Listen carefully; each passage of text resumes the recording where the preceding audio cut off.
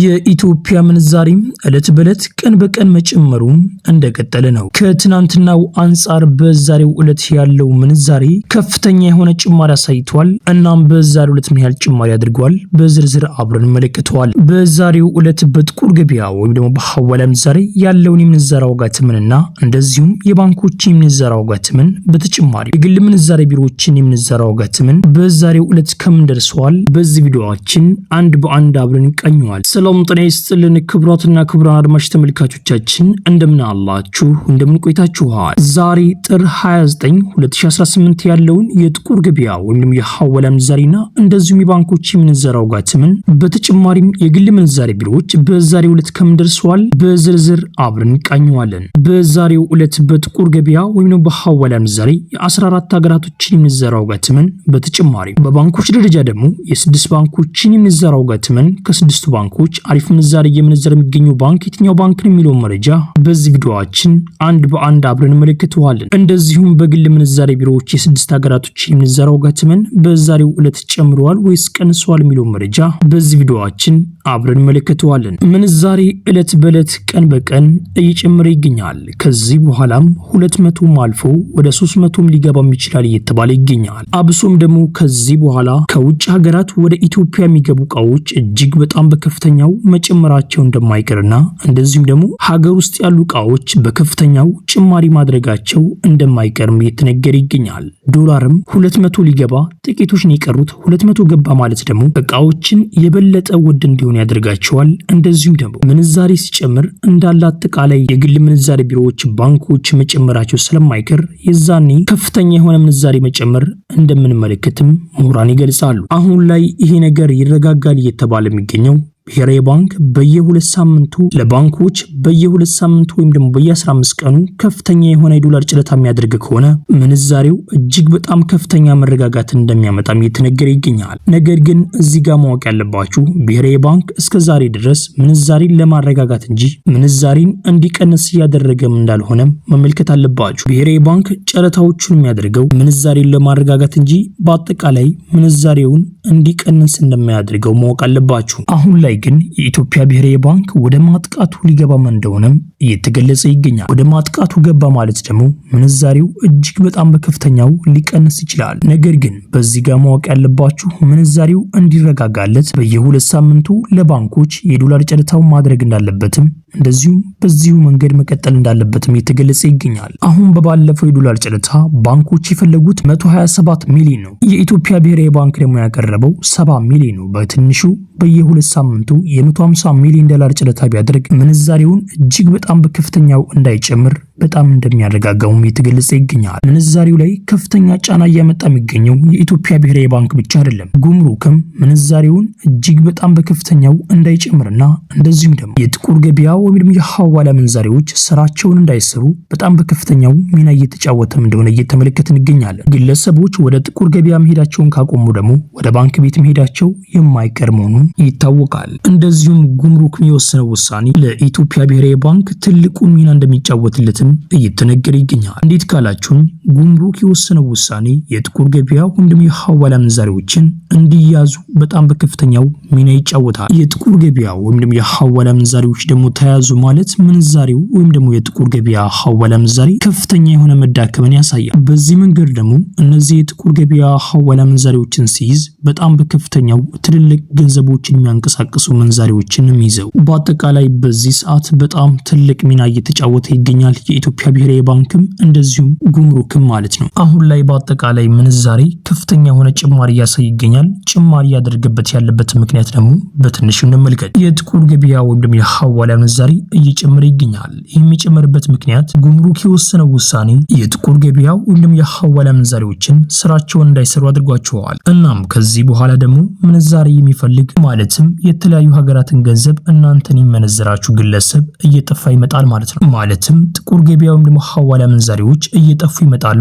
እናንተ ደግሞ እንደዚሁም ሌሎችም ግለሰቦች በጥቁር ገበያ ገንዘባቸውን ለመላክ በጣም ብዙ ግለሰቦችን ስላችሁ ምንዛሬ ይመነዝሩ ወይም ደግሞ የጥቁር ገበያ ሐዋላ ምንዛሬዎችን በምትፈልጉበት ሰዓት የዛኔ የጥቁር ገበያ ወይም ደግሞ የሐዋላ ምንዛሬ እጅግ በጣም በከፍተኛው ስለሚፈለግ የዛኔ ምንዛሬ ይጨምራል። እናም በዛ ምክንያት ነው የጥቁር ገበያ ወይም ደግሞ የሐዋላ ምንዛሬ እንደዚህ ጭማሪ ያደረገ የሚገኘው። አንድ የአሜሪካን ዶላር 190 ቤት ገባ ማለት በጣም ከፍተኛ የሆነ ጭማሪን ያሳያል። እንደዚህም ደግሞ በባንክ ቤት ደግሞ አንድ የአሜሪካን ዶላር እስከነ ጉርሻው እስከ 165 ብር ከዛ በላይ ነው። አንድ የአሜሪካን ዶላር ከአንድ ዓመት ከ5 ወር በፊት 54 ብር ነበር። ነገር ግን አሁን ላይ 3 እጥፍ ከዛ በላይ እንደጨመረም እየተመለከትን እንገኛለን። በአጠቃላይ መንግስት የሚፈልገውን ነገር እያደረገ እንደሆነ እየተመለከትን እንገኛለን። መንግስት የሚፈልገው ባንኮችንና የግል ምንዛሬ ቢሮዎችን ግለሰቦች እንዲጠቀሙ ነው የሚፈልገው። ከዚህ በኋላ ዶላር መግዛት የሚፈልግ ግለሰብ ከባንክ ቤትና እንደዚሁም ከግል ምንዛሬ ቢሮዎች ነው መግዛት የሚችለው። እንደዚሁም ደግሞ ከውጭ ሀገራት ያሉ ግለሰቦች ወደ ሀገራቸው ገንዘባቸው መላክ ሲፈልጉ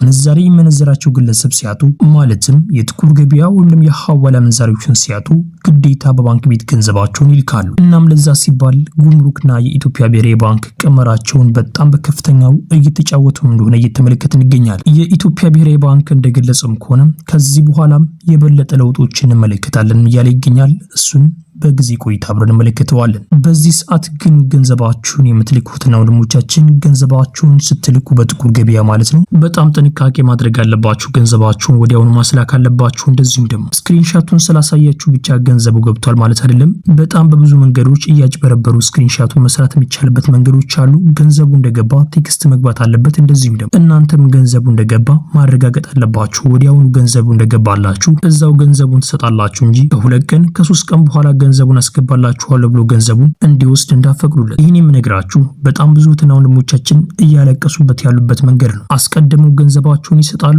ከዛ በኋላ ያ ግለሰብ ምንዛሬ የመነዘራቸው ግለሰብ ማለት ነው ገንዘብ ተወርሶብኛል እያለ እያጭበረበራቸው ይሁን እውነትም ገንዘቡ ተወርሶበት ይሁን ማንም ስለማያውቅ ገንዘቡ እንደገባላችሁ ገንዘባችሁን አሳልፋችሁ ብትሰጡ የተሻለ ይመስለኛል። የእናንተን ደግሞ አስተያየት በኮሜንት ላይ አሳውቁኝ። ቤተሰቦች አሁንም ማወቅ ያለባችሁ ግን በጥቁር ገበያው እንደው በሐዋላ ምንዛሬ ገንዘባችሁን ላኩ ብዬ መቼም ቢሆን አልመክራችሁ። ለተወሰነ ገንዘብ ልዩነት ብላችሁ ገንዘባችሁ ከሚወረስባችሁ ገንዘባችሁን በህጋዊ መንገድ ብትልኩ የተሻለ ይመስለኛል። ይሄ እንደኔ አስተያየት ነው። እናንተ የፈለጋችሁትን መጠቀም ትችላላችሁ። ቤተሰቦች ይሄ ቪዲዮ ሌላ ኢትዮጵያ ወገኖቻችን ይጠቅማል ብላችሁ ካሰባችሁ ይሄን ቪዲዮ ሼር አድርጉላችሁ። እንደዚህም ደግሞ ቪዲዮውን ላይክ በማድረግ ሌላ ኢትዮጵያ ወገኖቻችን ጋር ተደራሽቱ ማድረግ ትችላላችሁ። ቻናላችን ደግሞ ሰብስክራይብ በማድረግ ቀጣይ የምለቃቸው ቪዲዮዎች በፍጥነት እንደርሳችሁ ማድረግ ትችላላችሁ። ያላችሁ ደግሞ አስተያየት በኮሜንት ላይ ጻፉልኝ። ጥያቄም ካላችሁ በኮሜንት ላይ አሳውቁኝ። የምናውቁ ከሆነ እንመልስላችኋለን። ቤተሰቦች ቪዲዮ ላይክ ያደርጋችሁ እስከ ቪዲዮ መጨረሻ አብራችሁን ቆዩ። በቅድሚያም የምናገኘው አንድ የአሜሪካን ዶላር በአሁኑ ሰዓት ላይ በጥቁር ገበያ ሐዋላ ምንዛሬ እየተመነዘረበት ያለው ዋጋ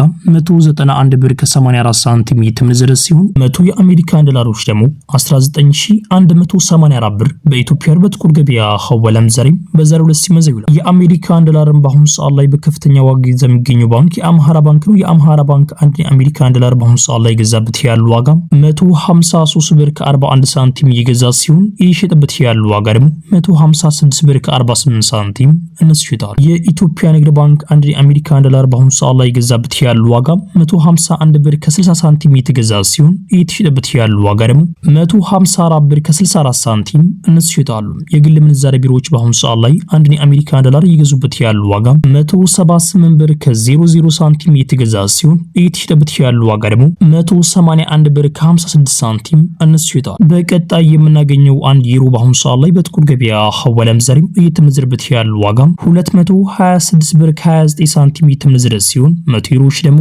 22629 ብር በኢትዮጵያ በጥቁር ገበያ ሐዋላ ምንዛሬ በዛሬው ዕለት ሲመነዘር ይውላል። በቀጣይ የምናገኘው አንድ የካናዳ ዶላር በአሁኑ ሰዓት ላይ በጥቁር ገበያ ሐዋላ ምንዛሬ እየተመነዘረበት ያለው ዋጋ 140 ብር ከ12 ሳንቲም እየተመነዘረ ሲሆን 100 የካናዳ ዶላሮች ደግሞ 14012 ብር በኢትዮጵያ በጥቁር ገበያ ሐዋላ ምንዛሬ በዛሬው ዕለት ሲመነዘር ይውላል። በቀጣይ የምናገኘው አንድ ፓውንድ ስተርሊንግ በአሁኑ ሰዓት ላይ በጥቁር ገበያ ሐዋላ ምንዛሬ እየተመነዘረበት ያለው ዋጋ 260 ብር ከ35 ሳንቲም እየተመነዘረ ሲሆን 100 የፓውንድ ስተርሊንግ ደግሞ 26035 ብር በኢትዮጵያ በጥቁር ገበያ ሐዋላ ምንዛሬ በዛሬው ዕለት ሲመዘን ውሏል። የፓውንድ ስተርሊን በአሁኑ ሰዓት ላይ በከፍተኛ ዋጋ የሚገኘው ባንክ የአምሃራ ባንክ ነው። የአምሃራ ባንክ አንድ የፓውንድ ስተርሊን በአሁኑ ሰዓት ላይ የገዛበት ያለው ዋጋ 210 ብር ከ28 ሳንቲም የተገዛ ሲሆን እየተሸጠበት ያለው ዋጋ ደግሞ 214 ብር ከ48 ሳንቲም እንስሽጣሉ። የኢትዮጵያ ንግድ ባንክ አንድ የፓውንድ ስተርሊን በአሁኑ ሰዓት ላይ የገዛበት ያለው ዋጋ 198 ብር ከ38 ሳንቲም የገዛ ሲሆን እየሸጠበት ያለው ዋጋ ደግሞ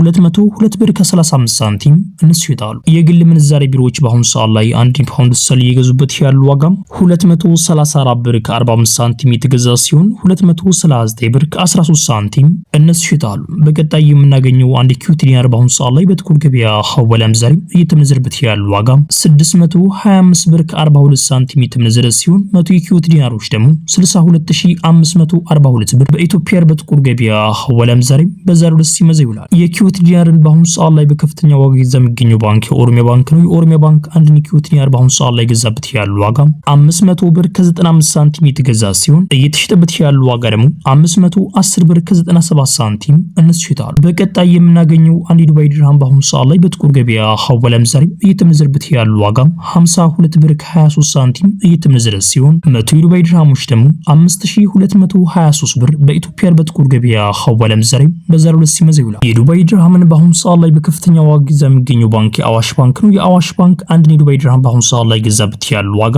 43 ብር ከ98 ሳንቲም እየገዛ ሲሆን እየሸጠበት ያለው ዋጋ ደግሞ 44 ብር ከ86 ሳንቲም እንስሽጣሉ። የኢትዮጵያ ንግድ ባንክ አንድ የዱባይ ድርሃም በአሁኑ ሰዓት ላይ ገዛበት ያለው ዋጋ 41 ብር ከ28 ሳንቲም እየገዛ ሲሆን እየሸጠበት ያለው ዋጋ ደግሞ 42 ብር ከ10 ሳንቲም እንስሽጣሉ። የግል ምንዛሬ ቢሮዎች በአሁኑ ሰዓት ላይ አንድ የዱባይ ድርሃም እየገዙበት ያለው ዋጋ 47 ብር ከ51 ሳንቲም የተገዛ ሲሆን እየተሸጠበት ያለው ዋጋ ደግሞ 48 ብር ከ46 ሳንቲም እንስሽጣሉ። በቀጣይ የምናገኘው አንድ ሳዑዲ ሪያል በአሁኑ ሰዓት ላይ በጥቁር ገበያ ሐዋላ ምንዛሬ እየተመነዘረበት ያለው ዋጋ 51 ብር ከ15 ሳንቲም እየተመነዘረ ሲሆን 100 የሳዑዲ ሪያሎች ደግሞ 5115 ብር በኢትዮጵያ በጥቁር ገበያ ሐዋላ ምንዛሬ በዛሬው ዕለት ሲመዘን ይውላል። የሳዑዲ ሪያልን በአሁኑ ሰዓት ላይ በከፍተኛ ዋጋ የሚገኘው ባንክ የአዋሽ ባንክ ነው። የአዋሽ ባንክ አንድ የሳዑዲ ሪያል በአሁኑ ሰዓት ላይ የገዛበት ያለው ዋጋ 43 ብር ከ05 ሳንቲም የተገዛ ሲሆን እየተሸጠበት ያለው ዋጋ ደግሞ 43 ብር ከ91 ሳንቲም እንስሽጣሉ። የኢትዮጵያ ንግድ ባንክ አንድ የሳዑዲ ሪያል እየገዛበት ያለው ዋጋ 40 ብር ከ40 ሳንቲም እየገዛ ሲሆን እየሸጠበት ያለው ዋጋ ደግሞ 41 ብር ከ21 ሳንቲም እንስሽጣሉ። የግል ምንዛሬ ቢሮዎች በአሁኑ ሰዓት ላይ አንድ የሳዑዲ ሪያል እየገዙበት ያለው ዋጋ 46 ብር ከ75 ሳንቲም የተገዛ ሲሆን እየተሸጠበት ያለው ዋጋ ደግሞ 47 ብር ከ68 ሳንቲም እንስሽጣሉ። በቀጣይ የምናገኘው አንድ ኦማን ሪያል በአሁኑ ሰዓት ላይ በጥቁር ገበያ ሐዋላ ምንዛሬ እየተመነዘረበት ያለው ዋጋ 498 ብር ከ75 ሳንቲም የተመነዘረ ሲሆን 100 ኦማን ሪያሎች ደግሞ 49875 ብር በኢትዮጵያ በጥቁር ገበያ ሐዋላ ምንዛሬ በዛሬው ዕለት ሲመዘን ይውላል። በቀጣይ የምናገኘው አንድ ጆርዳን ዲናር በአሁኑ ሰዓት ላይ በጥቁር ገበያ ሐዋላ ምንዛሬ እየተመነዘረበት ያለው ዋጋ 270 ብር ከ60 ሳንቲም የተመነዘረ ሲሆን 100 ጆርዳን ዲናሮች ደግሞ 27060 ብር በኢትዮጵያ በጥቁር ገበያ ሐዋላ ምንዛሬ በዛሬው ዕለት ሲመዘን ይውላል። በቀጣይ የምናገኘው አንድ ባህሪን ዲናር በአሁኑ ሰዓት ላይ በጥቁር ገበያ ሐዋላ ምንዛሬ እየተመነዘረበት ያለው ዋጋ 508 ብር ከ91 ሳንቲም እየተመነዘረ ሲሆን 100 ባህሪን ዲናሮች ደግሞ 50891 ብር በኢትዮጵያ በጥቁር ገበያ ሐዋላ ምንዛሬ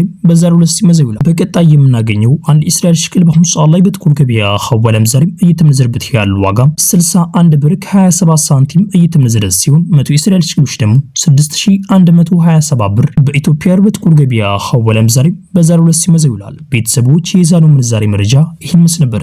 ቤተሰቦች የባጃጅ ዋጋ እንደዚሁም ደግሞ የተለያዩ እቃዎችን ዋጋ ማወቅ የምፈልጉ ከሆነ በኮሜንት ላይ አሳውቁኝ። እኛ በዛኛው ቻናላችን ለእናንተ ለማቅረብ እንሞክራለን። ቤተሰቦች በጣም አመሰግናለሁ። በኮሜንት ላይ በሰላም ነው እንደጠፋው ያላችሁ የነበረ በሰላም ነው፣ በአንዳንድ ስራዎች የተነሳ ነው። ከዚህ በኋላ ግን ለእናንተ ወጥረን መረጃዎችን እናቀርብላችኋለን።